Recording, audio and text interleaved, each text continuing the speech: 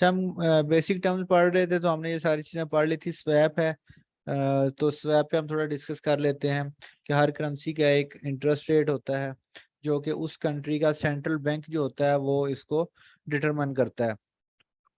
अब पाकिस्तान की जो करेंसी है पीकेआर है, उसका जो इंटरेस्ट रेट है ना वो जो है पाकिस्तान का जो सेंट्रल बैंक है वो करता है, स्टेट बैंक ऑफ पाकिस्तान जो है वो करता है एसपीपी। और अभी पाकिस्तान का जो इंटरेस्ट रेट है वो 13.25% पे शायद रखा हुआ है। अगर ये ज़्यादा कर देंगे, इंटरेस्ट रेट को बढ़ाएंगे, तो इससे हमारी जो करेंसी है वो थोड़ी इम्प्रूव हो जाएगी। अभी अगर ये इंटरेस्ट रेट को बढ़ा देते हैं तो डॉलर जो जिसकी आज बहुत लंबी छलांग लगी है, 222 रुपए तक चला गया है, तो वो दोबारा से जो है ना वो वापस आ जाएगा, तो नीचे की तरफ आना शुरू हो जाएगा। यानी किसी भी कंट्री का अगर इंटरेस्ट रेट बढ़ा दिया जाए तो उस कंट्री की जो करेंसी होती है वो थोड़ी स्ट्रांग हो जाती है। तो इसी सूरत में जो होता है इंटरेस्ट रेट जो होता है ये इन्वेस्टर्स को पे किया जाता है। ठीक है, इंटरेस्ट रेट ही होता है जो इन्वेस्टर्स को पे किया जाता है। अगर आप किसी बैंक से कर्जा लेते हैं तो बैंक जो आपको एक्चुअल अमाउंट के ऊपर जो अमाउंट आपसे चार्ज कर रहा होता है वो एक्चुअल में इंटरेस्ट रेट होता है। तो वही चीज़ स्वैप कहलाती है। ट्रेडिंग के अंदर उस चीज़ को ही हम स्वैप कहते हैं। यानी कि अगर आप एक ट्रेड ओपन किया आपने यूरो पे, या आपने पाउंड पे एक ट्रेड ओपन किया, या गोल्ड पे ओपन किया, तो उस करेंसी का उस कंट्री के अंदर जो होगा जो उसका इंटरेस्ट रेट होगा वो आपको या दे दिया जाएगा या ले दिया जाएगा। अगर आप बाय करते हैं तो वो और सिनेरियो होगा, अगर आप सेल करते हैं तो और सिनेरियो होगा। तो या वो आपको देंगे या वो आपको लेंगे। यानी कि सूद दूसरे लफ्जों में हम जिसे कहते हैं, अगर अपनी जुबान में कहें, इसलिए कहते हैं कि जिस ट्रेडिंग के अंदर स्वैप आ जाता है, सूद आ जाता है, इंटरेस्ट आ जाता है, वो हराम हो जाती है। तो ये स्वैप का कॉन्सेप्ट है। तमाम फॉरेक्स ब्रोकर जो हैं ये स्वैप फ्री अकाउंट्स भी देते हैं, स्वैप के साथ अकाउंट्स भी देते हैं। अगर तो आप स्वैप लेते और देते हैं तो आप जो है वो एक मेरे ख्याल में एक हलाल ट्रेडिंग जो है वो आप नहीं कर रहे होते। तो ये इंटरेस्ट रेट ही होता है जो आपको दिया जाता है या आपसे लिया जाता है। अच्छा, तो इस चीज़ को स्वैप कहते हैं। अगर आप अपनी ट्रेड को ओपन करेंगे तो उस ट्रेड के अगर 24 घंटे गुजर जाएं तो फिर यानी कि रात 12 बजे के बाद जो है या नेक्स्ट डे में जब ट्रेड सेंटर होती हैं उस टाइम के बाद जो है ना वो आपके ट्रेड्स के अंदर जो है ना वो लगा दिया जाता है, या कट कर लिया जाता है, या उसको ऐड कर लिया जाता है। अच्छा, नेक्स्ट है हमारे पास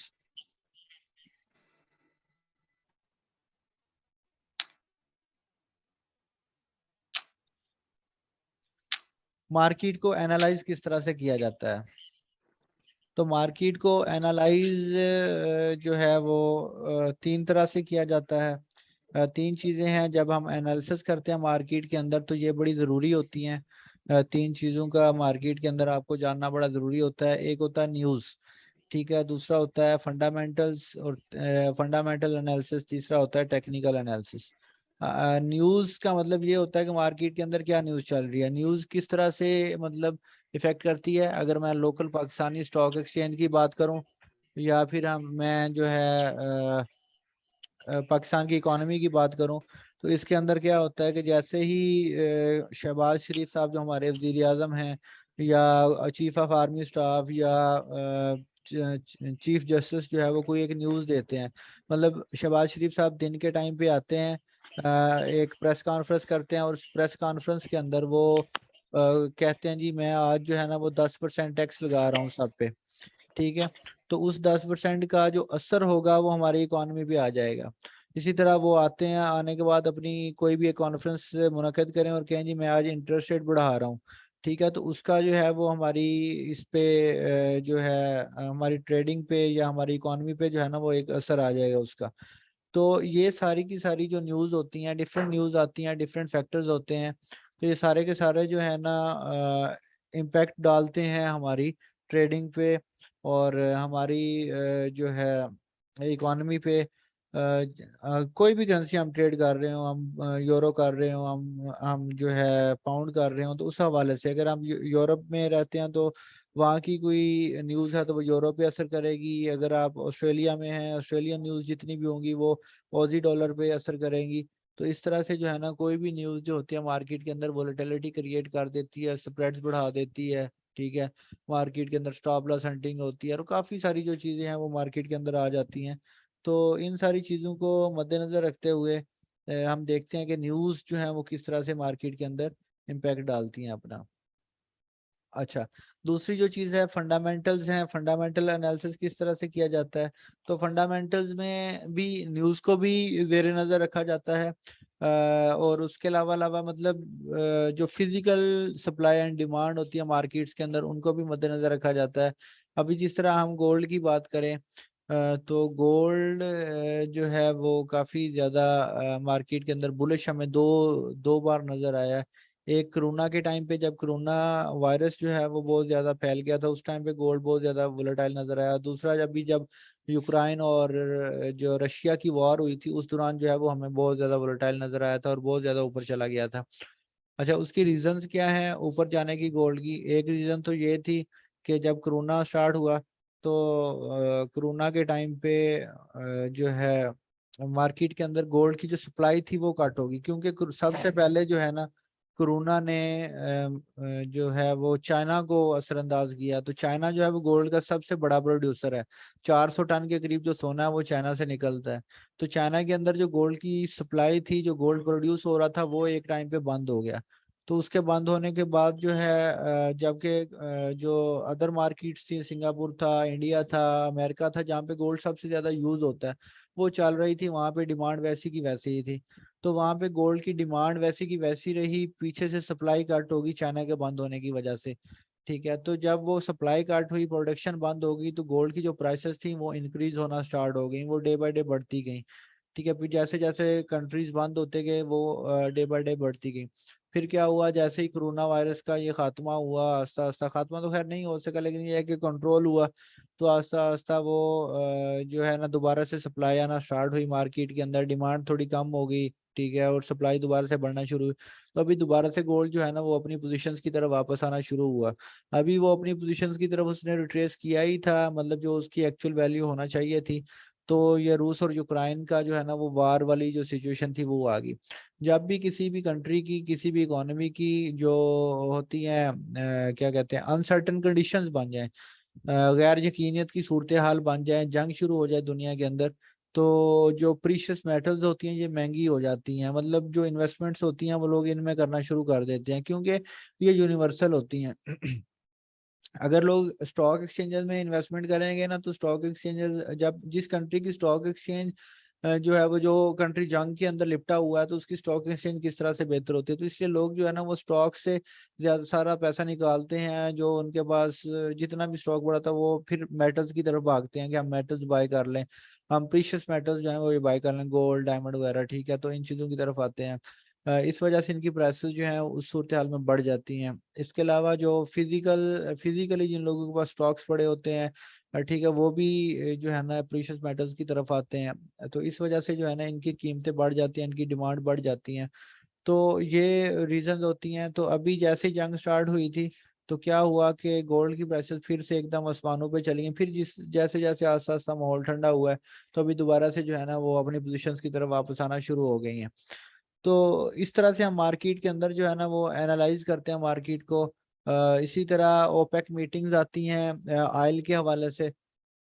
जितने भी ऑयल प्रोड्यूसिंग कंट्रीज हैं, जिनमें सऊदी अरेबिया आता है, रशिया आता है, या अमेरिका आता है, ठीक है, ये सारे कंट्रीज, यूके हो गया, तो इनकी मीटिंग्स होती हैं। ये मीटिंग में बैठ के डिसाइड करते हैं कि हमने सप्लाई कट करनी है या सप्लाई बढ़ानी है। तो अगर ये सप्लाई कट कर देंगे तो ऑयल की जो प्राइसेस होंगी वो बढ़ जाएंगी। ठीक है, क्योंकि पीछे से सप्लाई कम हो जाएगी। अगर इन्होंने ऑयल की प्राइसेस बढ़ानी हो वर्ल्ड वाइड, तो ये सप्लाई को कट कर देते हैं। अगर इन्होंने ऑयल की प्राइसेस को कम करना हो, तो ये सप्लाई को बढ़ा देते हैं। इनके पास इनफ सप्लाई होती है। तो ये सारी चीजें जो हैं वो इन्वॉल्व होती हैं। तो इन सारी चीजों का नॉलेज लेना, इन सारी चीजों को देखना, इन सारी चीजों पे अबूर हासिल करना, इन सारी चीजों को हमने देख के जब अपने ट्रेड प्लान में शामिल करना होता है, न्यूज को देखना होता है, फंडामेंटली मार्केट को देखना होता है, तो ये सारी चीजें हमारे ट्रेड प्लान का हिस्सा होती हैं। तो इस तरह मार्केट के अंदर जो है वो आप फंडामेंटली मार्केट को एनालाइज करते हो। उसके बाद नेक्स्ट जो है हम टेक्निकली मार्केट को किस तरह से एनालाइज करते हैं। तो टेक्निकली एनालाइज करने के डिफरेंट तरीकाकार हैं। उसमें क्या होता है कि आप ज्यादातर मार्केट को टेक्निकली जो एनालाइज किया जाता है वो कैंडलस्टिक चार्ट्स की मदद से किया जाता है। वो उसके अंदर डिफरेंट स्ट्रेटजीज हैं, कैंडलस्टिक चार्ट्स की डिफरेंट स्ट्रेटजीज हैं, जिनके अंदर जो है ये प्राइस एक्शन हो गया।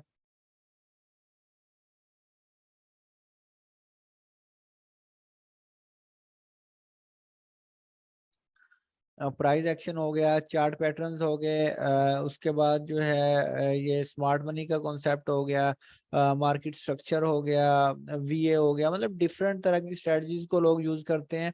तो इन सब स्ट्रेटजीज को जो है ना वो टेक्निकल एनालिसिस का ही नाम देते हैं। मतलब अगर कोई बंदा स्मार्ट मनी का ट्रेडर है तो स्मार्ट मनी को ट्रेड कर रहा है, तो उस दौरान जो है वो भी क्या कि मैं टेक्निकली मार्केट को एनालाइज कर रहा हूँ। अगर कोई बंदा जो है वो फिबोनाची रिट्रेसमेंट्स को ट्रेड कर रहा है तो वो भी यही बात कहता है जी मैं टेक्निकली मार्केट को एनालाइज कर रहा हूँ। अगर कोई बंदा प्राइस एक्शन ट्रेड कर रहा है, सपोर्ट रेजिस्टेंस ट्रेड कर रहा है, चार्ट पैटर्न ट्रेड कर रहा है, तो वो भी यही बात करता है। कोई बंदा सप्लाई डिमांड ट्रेड कर रहा है तो वो भी यही बात करता है। तो एक्चुअली जो टेक्निकल एनालिसिस है इसकी डिफरेंट स्ट्रेटजीज हैं, डिफरेंट मेथड्स हैं इसको मार्केट के अंदर एनालाइज करने के। अच्छा, न्यूज़ को किस तरह से रीड किया जा सकता है? तो न्यूज़ को जो है सबसे हमारे पास जो मेजर एक सोर्स है न्यूज़ को रीड करने का, वो फॉरेक्स फैक्ट्री है। फॉरेक्स फैक्ट्री डॉट कॉम जो है वो, वहाँ पे आप जाएं, वहाँ पे आपको जो है ना वो सारी की सारी न्यूज़ मिल जाती हैं। इन्वेस्टिंग डॉट कॉम है, इन्वेस्टिंग डॉट कॉम पे जाके भी आप न्यूज़ देख सकते हैं। इसके अलावा आप जो न्यूज़पेपर है, जो इंग्लिश न्यूज़पेपर आते हैं, the Dawn, the News in, उन न्यूज़पेपर को भी देख सकते हैं। डेली आपको इंटरनेट पे अवेलेबल होते हैं, आप डेली उनको देख सकते हैं कि मार्केट के अंदर या दुनिया के हालात कैसे हैं, दुनिया की इकोनॉमीज किस तरह से चल रही हैं। तो इन सारी चीज़ों को मद्देनजर रखते हुए उन सारी चीज़ों का जो इम्पैक्ट आता है वो करेंसीज पे आ रहा होता है। कह रहा है कि गजनफर भाई हैं, इनको पता नहीं कितनी बार ऐड कर चुका हूँ, ये बार बार आ जाते हैं। कि गजनफर भाई क्या मसला आ रहा है आपका? अभी आप ऐड हो गए हैं, आपको ऐड करता हूँ, फिर आप 1 मिनट में फिर आपका नोटिफिकेशन आया होता है। जो कार्ट रिपोर्ट को देखकर ट्रेड करते हैं वो फंडामेंटल्स में आते हैं जी? बिल्कुल, फंडामेंटल ही वो ट्रेड कर रहे होते हैं, फंडामेंटल्स में ही आते हैं। अच्छा, तो ये न्यूज़ के टाइम हमें किस तरह से पता चलते हैं? एक्चुअली जब आप फॉरेक्स फैक्ट्री ओपन करते हैं तो वहाँ पे ये सारे के सारे जो है ना वो टाइम्स मौजूद होते हैं कि इस टाइम पे ये न्यूज़ आएगी, इस टाइम पे ये न्यूज़ आएगी। तो वो टाइम जो है वो आप अपने कैलेंडर में या अपने जो डेली का आपका कैलेंडर है अपने मोबाइल के अंदर है, किसी भी जगह पे आप जो है ना वो अलर्ट ले सकते हैं कि इस टाइम पे जो है ना वो ये न्यूज़ आएगी। तो वो जिस टाइम पे भी न्यूज़ आएगी वो आपका फ़ोन वगैरह जो है ना वो आपको बता देगी जिस टाइम पे ये न्यूज़ है। डिफरेंट ऐप्स भी हैं, माई एफ एक्स बुक भी है जो आप इंस्टॉल कर सकते हैं अपने फ़ोन के अंदर। तो उसके अंदर भी वो सारी की सारी न्यूज़ आ रही होती हैं, तो वहाँ पे आप मेजर जो न्यूज़ है उन्हीं को जो है ना वो ऐड करके तो देख सकते हैं। ओके।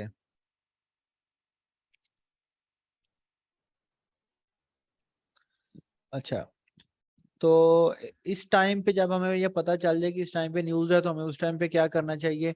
देखें, दो तीन चीज़ें हैं। आप उस टाइम पे जो है ना वो एक तो आपने अगर पूरा दिन स्टडी किया हो मार्केट को, पूरा महीना आपने न्यूज़ें देखी हो मार्केट की के पीछे से क्या करता आ रहा है, मार्केट क्या करती आ रही है, डिफरेंट टाइप्स की न्यूज़ होती हैं। तो ये हम इंशाल्लाह ये भी स्टडी करेंगे, सारी टाइप्स की न्यूज़ जो है वो एक एक टाइप की जो न्यूज़ है वो मैं आपको स्टडी करवाऊंगा। कि ये सीपीआई है, ये पीपीआई है, ये मतलब इसका क्या इम्पैक्ट आएगा, इसका क्या आएगा, कितना इम्पैक्ट आएगा, वो एक एक चीज़ जो है ना वो हम स्टडी कर लेंगे। तो अगर आपने वो सारी की सारी देखी हो पिछले महीने से कि इस करेंसी के साथ पिछले महीने में ये होता है, इसका कंज्यूमर प्राइस इंडेक्स ये रहा है, इसका प्रोड्यूसर प्राइस इंडेक्स ये रहा है, इसकी इन्फ्लेशन ये रही है, इसका इंटरेस्ट रेट ये रहा है। तो इन सारी चीज़ों का मिल मिला के आप पीछे से अगली जो होती है ना वो देख सकते हैं कि अभी मार्केट के अंदर जो है ना वो नेक्स्ट न्यूज़ किस तरह की आएगी, या जो न्यूज़ आने वाली होती है वो किस साइड पे आएगी। तो आप पिछली सारी न्यूज़ों को मिलाते हुए आप जो है ना वो देख सकते हैं। तो एक तो अगर आप इन सारी चीज़ों को आपने नोटिस में रखा हो तो फिर तो आप ट्रेड ले भी सकते हैं उस टाइम पे कि जी इस टाइम पे ये मार्केट इस साइड पे मूव करेगी, तो आप ट्रेड ले सकते हैं।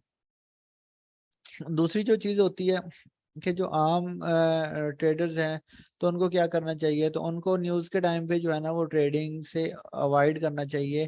वो न्यूज़ का टाइम देखें जी, इस टाइम पे ये जो मेजर न्यूज़ आएगी तो उस टाइम पे वो मार्केट से एग्जिट हो जाए, अपनी पोजीशंस को प्रॉपरली स्टॉप लॉस लगाए।